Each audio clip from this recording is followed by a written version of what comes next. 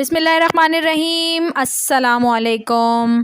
جب دریائے نیل خشک ہوا تو دریائے نیل خشک ہو چکا تھا۔ وہ دریائے نیل جس کا پانی ٹھانٹے مارتا تھا اور مصر کے کھیتوں کو سیراب کرتا تھا، وہ دریا خشک ہو چکا تھا۔ مصر کے لوگ یہ دیکھ کر پریشان ہو گئے۔ ایسا پہلی بار نہیں ہوا تھا۔ ہر سال دریائے نیل خشک ہو جاتا تھا۔ مصر کے لوگوں کا کہنا تھا دریائے نیل ہر سال انسانی قربانی مانگتا ہے۔ جب وہ یہ قربانی دے دیتے تو دریائے نیل پھر سے ٹھانٹے مارنے لگتا، لوگ خوش ہو جاتے، ان کی کھیتیاں پھر سے لہلہانے لگتیں۔ اب ایک بار پھر دریائے نیل خشک ہو چکا تھا۔ لوگوں کے چہرے پریشانی سے مرجھا گئے تھے۔ دریا اس بار پھر ان سے ایک انسان کی قربانی مانگ رہا تھا۔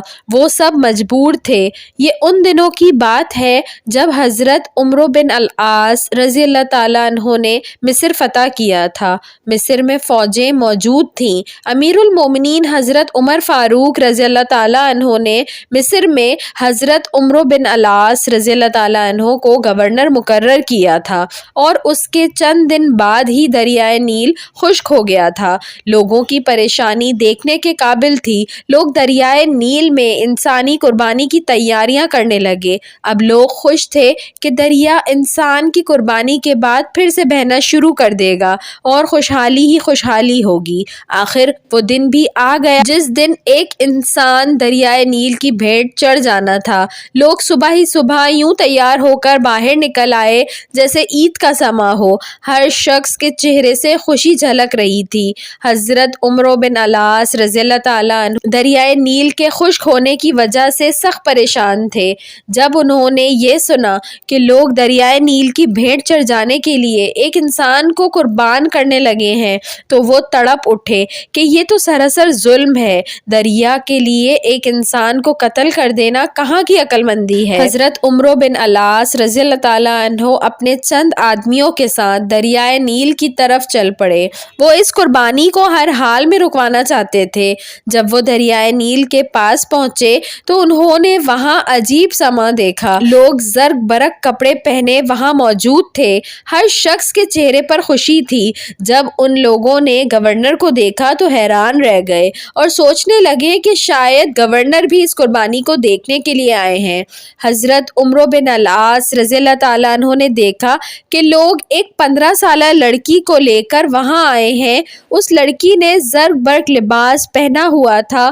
وہ زیورات سے لدی پھندی تھی۔ لڑکی خوف سے کانپ رہی تھی۔ اس کا چہرہ ہلدی کی طرح زرد ہو رہا تھا۔ لڑکی لڑکھڑاتے قدموں سے آگے بڑھ رہی تھی۔ وہ لرزتی کانپتی ہوئی لوگوں کے ہمراہ دریا کے کنارے پر پہنچ کر رک گئی۔ اس نے مڑ کر اپنے بوڑھے باپ کی طرف دیکھا۔ باپ کی آنکھوں میں آنسو تھے۔ وہ مجبور تھا۔ لوگ اس کی بیٹی کو گھسیٹ کر موت کے منہ میں دھکیل رہے تھے۔ وہ کچھ نہیں کر سکتا تھا۔ اپنی بوڑھی آنکھوں سے بیٹی کو موت کے منہ میں جاتے دیکھ رہا تھا۔ لڑکی کی ماں تو غم سے نڈھال ہوئی جا رہی تھی۔ لڑکی ہاتھ چھڑا کر اپنے باپ کی طرف دوڑی۔ لوگ اس کے پیچھے بھاگ کھڑے ہوئے اور لڑکی کو پکڑا اور پھر سے دریا کے کنارے پر لے آئے۔ لڑکی رو کر لوگوں سے التجا کرنے لگی، مجھے چھوڑ دو، میں مرنا نہیں چاہتی۔ لوگوں نے اسے مضبوطی سے پکڑ لیا۔ اب حضرت عمرو بن العاص رضی اللہ تعالیٰ عنہ کے صبر کا پیمانہ لبریز ہو چکا تھا۔ وہ جلدی سے آگے بڑھے اور لڑکی کو ان لوگوں کی قید سے چھڑاتے ہوئے بولے، یہ سب کیا ہے؟ تم اس لڑکی کو کیوں ہلاک کرنا چاہتے ہو؟ لوگ گورنر کی بات سن کر پریشان ہو گئے۔ لڑکی بھاگ کر اپنے باپ کے پاس چلی گئی۔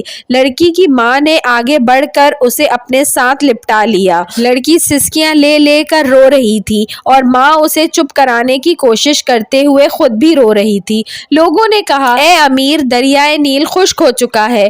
وہ ہر سال ایک انسان کی قربانی مانگتا ہے۔ یہ سن کر حضرت عمرو بن العاص رضی اللہ تعالیٰ عنہ نے ناگواری سے لوگوں کی طرف دیکھا، پھر پوچھا، کیا ہر سال یہ دریا اس طرح خشک ہو جاتا ہے؟ لوگوں نے جواب دیا، ہاں، ہر سال دریائے نیل اس طرح خشک ہو جاتا جاتا ہے اور جب یہ خشک ہو جاتا ہے تو ہم ایک انسانی جان کی قربانی دیتے ہیں۔ اس کے ساتھ ہی دریا کا پانی بڑھنا شروع ہو جاتا ہے اور دیکھتے ہی دیکھتے دریا میں طغیانی آ جاتی ہے۔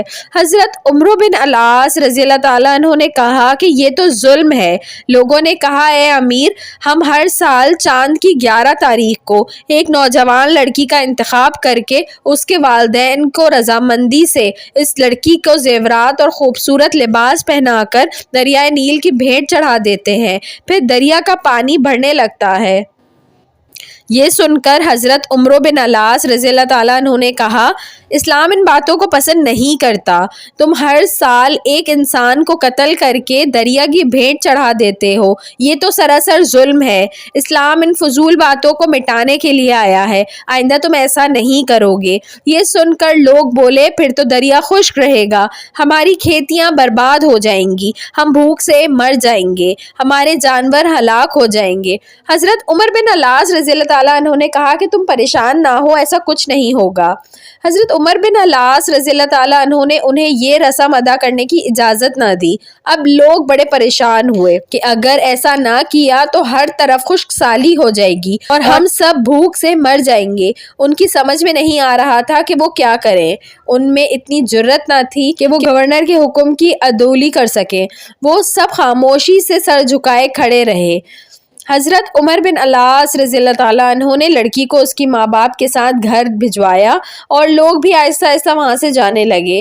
چند دنوں تک دریائے نیل بالکل خشک ہو گیا، اس میں ایک بوند بھی پانی نہ آیا۔ لوگ بوکھلا گئے، ان کی کھیتی باڑی دریائے نیل کے پانی سے قائم تھی، زمینیں بنجر ہو گئیں، لوگ فاقوں سے مرنے لگے، جانور چارہ نہ ہونے کی وجہ سے تڑپ تڑپ کر جانیں دے رہے تھے۔ یہ دیکھ کر لوگوں نے مصر سے نکل کر دوسرے علاقوں کا رخ کیا، ہر طرف ویرانی ہی ویرانی تھی۔ حضرت عمرو بن العاص رضی اللہ تعالیٰ عنہ نے جب یہ دیکھا تو وہ بھی پریشان ہو گئے۔ آخر انہوں نے امیر المومنین حضرت عمر فاروق رضی اللہ تعالیٰ عنہ کو ایک خط لکھا اور اس میں ساری صورتحال واضح کر دی۔ امیر المومنین حضرت عمر فاروق رضی اللہ تعالیٰ عنہ نے جب یہ خط پڑھا تو آپ نے حضرت عمرو بن العاص رضی اللہ تعالیٰ عنہ کو جواب میں لکھا، تم نے مصریوں کو بہت اچھا جواب دیا، اسلام ایسی باتوں کی اجازت نہیں دیتا، وہ ایسی فضول باتوں کو مٹانے کے لیے آیا ہے۔ میں اس خط کے ساتھ ایک رکا بھیج رہا ہوں، تم یہ رکا دریائے نیل میں ڈال دینا۔ جب حضرت عمرو بن العاص رضی اللہ تعالیٰ عنہ کے پاس امیر المومنین حضرت عمر فاروق رضی اللہ تعالیٰ عنہ کا خط پہنچا تو انہوں نے خط کے بعد وہ رکا بھی پڑھا جو دریائے نیل میں ڈالنے کے لیے تھا۔ اس میں لکھا تھا، یہ خط اللہ کے بندے عمر بن خطاب رضی اللہ تعالیٰ عنہ کی طرف سے دریائے نیل کے نام ہے۔ اے دریا، اگر تو اللہ کے حکم سے بہتا تھا تو ہم بھی اللہ ہی سے تیرا جاری ہونا مانگتے ہیں، اور تو اللہ کے حکم سے جاری ہو جا، اور اگر تو خود اپنی مرضی سے بہتا ہے اور اپنی ہی مرضی سے رک جاتا ہے تو پھر تیری کوئی پرواہ اور ضرورت نہیں ہے۔ حضرت عمرو بن العاص رضی اللہ تعالیٰ عنہ نے یہ رکا دریائے نیل میں ڈال دیا اور واپس چلے آئے۔ جب صبح مصر کے لوگ بیدار ہوئے تو یہ دیکھ کر حیران رہ گئے کہ اللہ نے دریائے نیل کو اس طرح جاری کر دیا ہے، بلکہ اب تو دریا میں پانی بہت چڑھ گیا تھا اور دریا میں طغیانی آئی ہوئی تھی۔ لوگ یہ دیکھ کر خوشی سے چلا اٹھے، دریا جاری ہو گیا۔ اس دن سے اب تک دریائے نیل اسی طرح جاری و ساری ہے، ایک لمحے کے لیے بھی اس کا پانی خشک نہیں ہوا۔ زینت کے خزانے کو الماس کہتے ہیں، زینت کے خزانے کو الماس کہتے ہیں، لگے تڑپ پانی کی تو اسے پیاس کہتے ہیں، لگے تڑپ پانی کی تو اسے پیاس کہتے ہیں۔ یوں تو سب کی پیاس بجھاتا ہے دریا، یوں تو سب کی پیاس بجھاتا ہے دریا، جو دریا کی پیاس بجھائے اسے عمر بن خطاب کہتے ہیں، جو دریا کی پیاس بجھائے اسے عمر بن خطاب کہتے ہیں۔ ویڈیو پسند آئی ہو تو اس کو ضرور لائک کریے گا، اور ایسی مزید اچھی ویڈیوز دیکھنے کے لیے میرے چینل اردو کہانی گھر کو سبسکرائب کر لیجئے۔ Thanks for watching. اللہ حافظ۔